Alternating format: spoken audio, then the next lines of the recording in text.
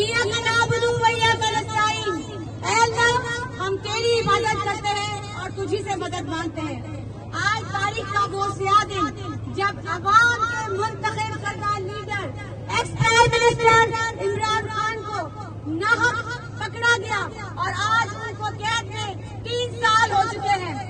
یہ اس قوم کے لیے سب سے بڑا المیہ کہ ایک منتخب وزیر اعظم جس کو عوام کی چاہت کی جگہ لایا گیا، ان کو چور حکومت نے بند کر دیا، صرف اس وجہ سے کیونکہ ان کو پتہ ہے سچا لیڈر ہے، ایماندار لیڈر ہے، ملک کا وفادار ہے، عوام کا وفادار ہے، لیکن اس چور حکومت نے ان کو ناحق بند کیا۔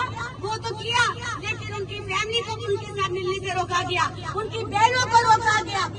تاریخ گواہ ہے ان 3 سالوں میں جتنا خواتین پر تشدد ہوا اس کی مثال نہیں ملتی۔ ڈاکٹر یاسمین راجد 75 سالہ خاتون کینسر زدہ، وہ آج بھی جیل میں ہیں۔ ہماری فردوس رائے، ہماری دوسری ایسی خواتین جو ناحق جیل میں ہیں، اور وہ خواتین جن کو سزائیں دی ہیں، ہماری مرکزی وومن صدر وومن ونگ کی کمل سوزے کو 50 سال قید، جائیداد ضبط، بچوں سے دور، ناحق سزائیں، ہم اس کی پرزور مذمت کرتے ہیں۔